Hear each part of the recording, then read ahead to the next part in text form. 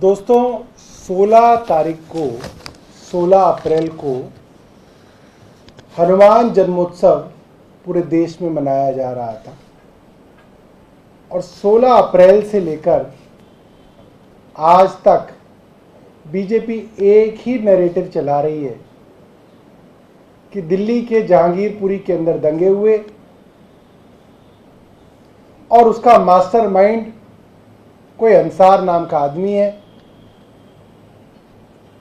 और एक फोटो दिखा रहे हैं जिसके अंदर अंसार ने बड़ी बड़ी मालाएं पहनी हुई हैं और उसने एक आम आदमी पार्टी की टोपी लगाई हुई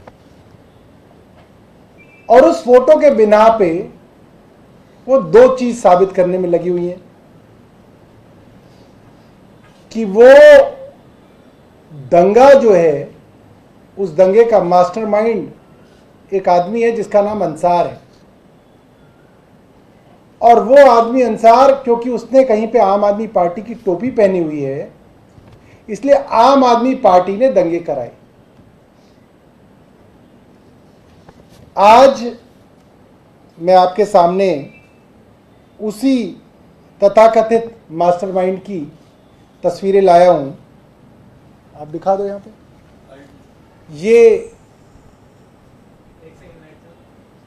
लाइट जला दो, वैसे यही वाली फोटो बहुत है, प्रोजेक्टर की जरूरत नहीं रहेगी मुझे लगता। ये वो आदमी है जिसका नाम अंसार है और ये वो टोपी पहन के अंसार यहां पे दिख रहे हैं और देखिए टोपी कितनी जम रही है इनके ऊपर। भारतीय जनता पार्टी की टोपी लगा के जहांगीरपुरी के दंगों के तथाकथित मास्टरमाइंड अंसार। और ये बात ये साबित करती है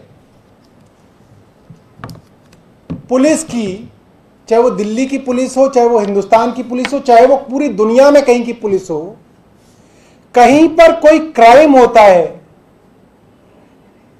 कहीं पर कोई जुर्म होता है तो पुलिस अपनी तहकीकात कैसे करती है। कोई भी इन्वेस्टिगेटिंग एजेंसी किसी भी जुर्म की तहकीकात कहां से शुरू करती है कि इस जुर्म का, इस क्राइम का सबसे बड़ा प्राइम बेनिफिशियरी कौन है। किसी आदमी का खून हुआ तो इसके खून से किसको सबसे ज्यादा फायदा है। किसी के घर चोरी हुई तो इस चोरी से किसको सबसे ज्यादा फायदा है। अगर चोरी दिखाई गई मगर बेसिकली मर्डर किया गया तो इस मर्डर से किसका फायदा है। और हम ये बात पिछले कई सालों से कह रहे हैं और पिछली 16 तारीख से मैं रोज कह रहा हूं, सिर्फ दिल्ली में दंगे नहीं कराए गए, रामनवमी से लेकर हनुमान जयंती तक 7 राज्यों के अंदर दंगे कराए गए। महाराष्ट्र में दंगे कराए, कर्नाटका में दंगे कराए, गुजरात में दंगे कराए, मध्य प्रदेश में दंगे कराए, दिल्ली में दंगे कराए, सब जगह दंगे कराए जा रहे, केरला में दंगे कराए। इसका प्राइम बेनिफिशियरी कौन है। इन दंगों का फायदा किसको हो रहा है। कौन सी ऐसी पॉलिटिकल पार्टी है जो स्क्रिप्ट लेके बैठे हैं जिसके सारे के सारे प्रवक्ता टीवी चैनलों पर कि दंगे हो और इसका फायदा उठाया जाए। उनके व्हाट्सएप पर बनने वाले मैसेजेस तैयार रखे हुए हैं कि दंगा कराओ और ये वाला मैसेज भेजो, दंगा कराओ और इस तरीके से इसको वोटों के साथ जोड़ा जाए। वो पार्टी है भारतीय जनता पार्टी। हर दंगे का फायदा सिर्फ और सिर्फ भारतीय जनता पार्टी को होता है और भारतीय जनता पार्टी के नेता, इनके केंद्रीय मंत्री, इनके राष्ट्रीय अध्यक्ष, इनके प्रदेशों के अध्यक्ष, इनके मेंबर पार्लियामेंट, हर आदमी सिर्फ उस दंगे को किसी ना किसी तरीके से उसका राजनीतिक लाभ लेने में लगा हुआ था। और हम कह रहे थे कि ये दंगे भाजपा ने कराए और अब इसके क्या क्या सबूत है कि ये दंगे भाजपा ने कराए। सबसे पहला सबूत, ये दंगे हो कैसे गए दिल्ली में। एक भीड़ जिसके अंदर जो लोग हैं वो ऐसे लोग तो नहीं है कि वो हनुमान जयंती की शोभा यात्रा वाले लोग हों। वो नई उम्र के गुंडे हैं उनके हाथ में नंगी तलवारें हैं, उनके हाथ में चाकू हैं, उनके हाथ में अनलाइसेंस्ड गन है, उनके हाथ में देसी कट्टे हैं, उनके पास पुलिस की परमिशन नहीं है। दूसरी तरफ एक मस्जिद के ऊपर पत्थर रखे गए हैं, वहां पे लोगों के पास तमंचे हैं, वहां पे भी गुंडे मौजूद हैं जिनके पास गन है, उनके पास तलवारें हैं। तो दो धर्मों के गुंडे एक एरिया में इकट्ठे होते हैं, पुलिस के सामने वो तलवारें लहरा रहे हैं, चाकू लहरा रहे हैं, देसी कट्टे लहरा रहे हैं। पुलिस ने उनके ऊपर मुकदमा तब दर्ज क्यों नहीं किया? आप निकाल के चले जाओ, आप तो पत्रकार हो, आप एक बार बंदूक निकाल के, देसी कट्टा निकाल के घूमो जरा, आपको तुरंत पुलिस वाला पकड़ेगा। आर्म्स एक्ट के अंदर उम्र कैद होगी। नॉन बेलेबल ऑफेंस है, कॉग्निजेबल ऑफेंस है, क्रिमिनल कॉन्स्पिरेसी का ऑफेंस लगता है, कॉमन इंटेंशन का ऑफेंस लगता है, अटेम्प्ट टू मर्डर का ऑफेंस लगता है। जमानत नहीं होगी 3 महीने तक अगर आप आर्म्स के साथ पकड़े जाओ रंगे हाथों। ये कोई भी वकील बता देगा, कोई भी साधारण पुलिस वाला बता देगा। नंगी तलवारें, देसी कट्टे, बंदूकें लेके पब्लिक जा रही है, पुलिस देख रही है। पुलिस ने उन्हें अरेस्ट क्यों नहीं किया? ना हिंदुओं के गुंडों को अरेस्ट किया, ना मुसलमानों के गुंडों को अरेस्ट किया। पत्थर इकट्ठे हो रहे हैं मस्जिद के छत पे, क्यों नहीं अरेस्ट किया किसी को? क्योंकि स्क्रिप्ट में लिखा था। यहीं से 1 किलोमीटर दूर जो भाजपा का मुख्यालय है, उसकी जो पटकथा लिखी गई, वहां पे जो स्क्रिप्ट लिखी गई, उसके अंदर स्क्रिप्ट में पुलिस के एसएचओ का रोल जो है निर्धारित है, पुलिस के डीसीपी का रोल निर्धारित है, और वो जो बेचारे गरीब सिपाही हैं उनको बलि का बकरा बनाया जाता है उसके अंदर, उनका रोल भी निर्धारित है। उनको यह नहीं बताया गया था कि तुम्हारे को इसके अंदर हमला भी होगा। तो पुलिस का रोल निर्धारित था कि आपको देखना है दूर से, आपको रोकना कुछ नहीं है, दंगे होने देने हैं। और दंगे होने के बाद आपको यह बताना है कि मास्टरमाइंड ये अंसार है और सेकंड माइंड ये है, ये आम आदमी पार्टी का है, ये फलाना पार्टी का है, बीजेपी का इसमें कोई लेना देना नहीं है। ये स्क्रिप्ट लिखी गई थी। और आज जैसे हर बार बीजेपी की घटिया स्क्रिप्ट एक्सपोज होती है, इन तस्वीरों के साथ भारतीय जनता पार्टी का गंदा और घिनौना चेहरा आज पूरे देश के सामने एक्सपोज हो गया। मुझे लगता है कि अगर किसी आदमी में थोड़ी सी भी गैरत होगी तो वो राजनीति छोड़ देगा। क्योंकि ये बात मैं आपको और टीवी चैनल्स पे कह चुका हूं कि जो हिंसक भीड़ होती है, ये जो वायलेंट मॉब होती है, ये पागल होते हैं। इनकी बंदूक की गोली पर किसका नाम लिखा है किसी को नहीं पता, ना भारतीय जनता पार्टी को पता, ना दिल्ली के पुलिस कमिश्नर को पता। वहां पे रास्ते से आपका बच्चा भी गुजर सकता है, मेरी बहन भी उस रास्ते से गुजर सकती है। उस गोली पे किसका नाम लिखा है किसी को नहीं मालूम। और जिस तरीके से इस तरीके की हिंसक भीड़, वायलेंट मॉब को संरक्षण भारतीय जनता पार्टी दे रही है, और जिस तरीके से मौत का नंगा नाच भारतीय जनता पार्टी स्क्रिप्ट कर रही है, देश के हालात इतने खराब हो जाएंगे, किसी को यह नहीं पता चलेगा कि उसका जवान बच्चा बाहर गया है, वो वापस लौटेगा या नहीं लौटेगा। इस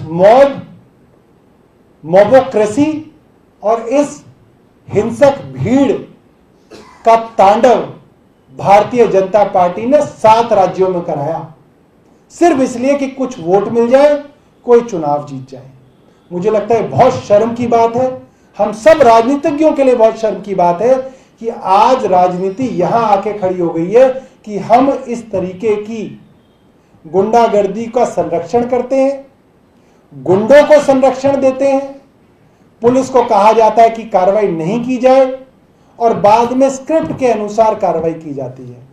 तो अगर आपका कोई सवाल है तो आपको सवाल पूछ सकते हैं। सौरभ, बीजेपी आरोप लगा रही कि उसे शक है कि इसमें रोहिंग्या हो सकते हैं शामिल, और रोहिंग्या को बचाने का आप लोगों ने वो किया है प्रावधान, देखिए दूसरे रूप में आप पर आरोप लगा रहे हैं कि बीजेपी के लोग इतने मूर्ख हैं कि उनको ये भी नहीं मालूम कि अगर रोहिंग्या देश के अंदर घुस रहे हैं तो बॉर्डर सिक्योरिटी फोर्स बीजेपी की सरकार के अंदर आती है। अगर बाहर के इन्फिल्ट्रेटर्स देश में घुस रहे हैं तो बीजेपी की सरकार 8 साल से क्या कर रही है? 8 साल से उन्हें रिजाइन देना चाहिए। इसी बात पे उनको इसी बात पे इस्तीफा देना चाहिए कि 8 साल से वो कोई काम नहीं कर पा रहे हैं। भाजपा की प्रत्याशी संगीता बजाज के चुनाव के अंदर इस आदमी ने घर घर जाकर वोट मांगे भारतीय जनता पार्टी की टोपी पहन के।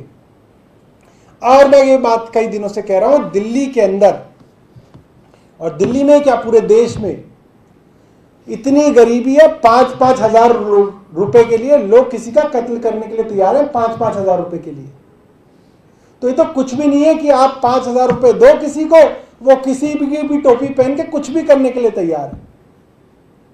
तो अगर हम लोग ये देखकर ये तय करने लगेंगे कि कौन किस दंगे का मास्टरमाइंड है और कौन सी पार्टी किस दंगे के पीछे है, तो ये तो बड़ा अजीब हो जाएगा इस देश के अंदर। संगीता बजाज भारतीय जनता पार्टी की इनकी लोकल प्रत्याशी होंगी, इनकी मुझे लग रहा है एमएलए की प्रत्याशी। कहां से? एक बार गूगल करके देख लो संगीता। अरे सब हार गए, इनका नाम नहीं पता हमें कहाँ से हारे हैं। यहीं से हारे होंगी कहीं से आसपास से। हाँ राइट। सौरभ, एक वीडियो आया है सीसीटीवी, उसमें 15 तारीख की रात को करीबन 2:11 पे कुछ लोग डंडे जमा कर रहे हैं, ये दिख रहा है। मतलब कोई तैयारी के साथ ये पूरा प्रकरण अगले दिन हुआ है, इस पर आपका क्या कहना है? अब देखिए, मैं तो उन लोगों का धर्म जाने बिना कि वो हिंदू लोग धर्म डंडे इकट्ठे कर रहे थे, मुसलमान लोग डंडे इकट्ठे कर रहे थे, मैं ये कह रहा हूं कि इसकी तैयारी की जा रही थी। और जब मस्जिद के ऊपर पत्थर रखे हुए हैं और एक पूरी की पूरी भीड़ हथियारों से लैस नारे लगाते हुए आगे बढ़ रही है, तो इसका मतलब तो दंगा होना तय था। बट पुलिस इसका इंतजार कर रही थी कि दंगा होने के बाद जो है हम अपनी कार्रवाई शुरू करेंगे।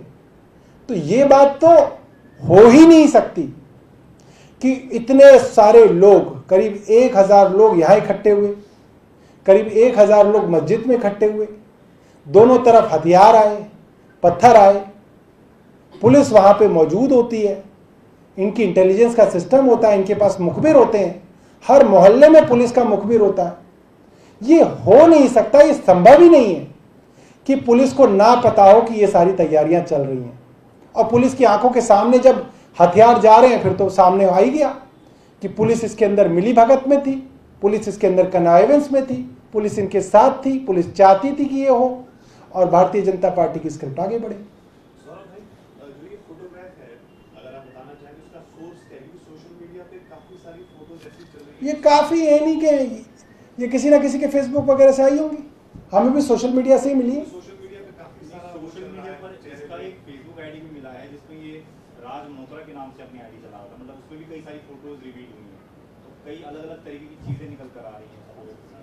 देखो, इस तरीके के जो कैरेक्टर होते हैं वो डाइसी कैरेक्टर्स रहते हैं, ठीक है। ये अब हमारे लिए बड़ी दिक्कत की बात यह है कि हम दिल्ली पुलिस पे भी क्या कहें कि वो इन्वेस्टिगेशन करें, क्योंकि जिस तरीके से बायस्ड इन्वेस्टिगेशन दिल्ली पुलिस करती आ रही है, खासतौर पे भाजपा के राज में, तो उनसे भी हमें कोई उम्मीद नहीं है कि हम, वरना अगर ये कोई साधारण समय होता तो मैं कहता दिल्ली पुलिस जो है वो इसमें इन्वेस्टिगेट करके बताएगी कि आदमी कौन है क्या है, मगर यहाँ तो पूरा बायस है ना। तो यहाँ पे वो मौका भी हमारे पास नहीं है। आप पत्रकारों से थोड़ी उम्मीद है, आप लोगों के अंदर एक समय पे इन्वेस्टिगेटिव जर्नलिज्म का बड़ा जो है नाम था, उसकी बड़ी शोहरत थी, तो आप भी थोड़ा करिए, क्योंकि आपसे ज़्यादा उम्मीद है हमें पुलिस से, ज़्यादा आप लोगों से उम्मीद है। Thank you.